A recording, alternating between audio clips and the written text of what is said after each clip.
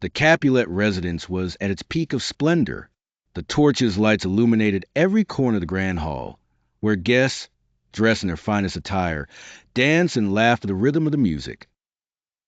The vibrant colors of the dresses and the sparkling jewels created a dazzling visual spectacle.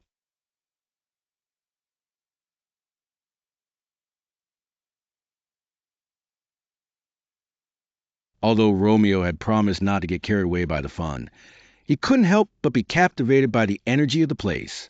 However, his mind was still occupied by thoughts of Rosaline, the woman he loved in vain. He decided to stay on the sidelines, watching others from a distance.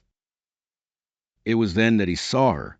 Juliet, radiant and luminous like a jewel in the crowd, danced with grace and elegance. Her dress shone under the torchlight, and her smile lit up the hall. Romeo was paralyzed, as if time had stopped.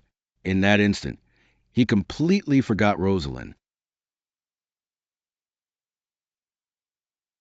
His eyes couldn't look away from Juliet, and his heart beat with an intensity he had never felt before. Who is that young woman who shines like the sun at night? Romeo asked softly, almost to himself.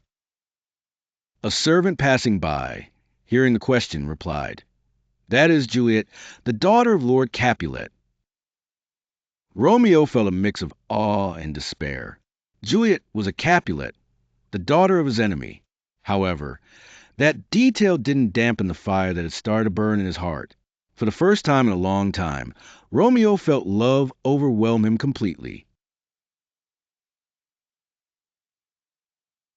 Meanwhile, across the hall, Tybalt, Juliet's cousin known for his hot temper, recognized Romeo. His eyes filled with rage upon seeing a Montague at the Capulets' feast. How dare that Montague come here?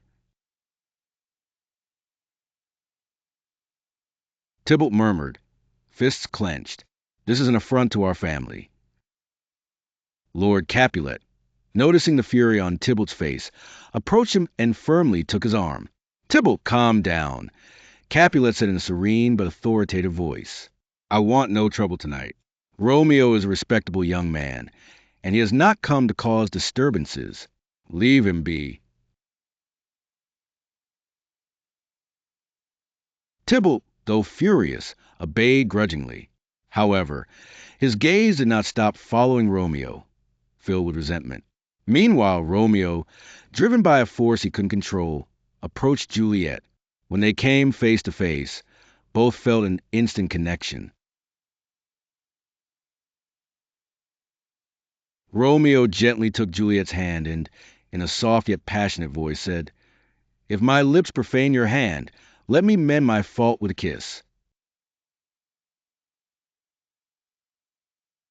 Juliet, surprised or captivated by Romeo's words, responded sweetly, "Good sir, you have not profaned anything.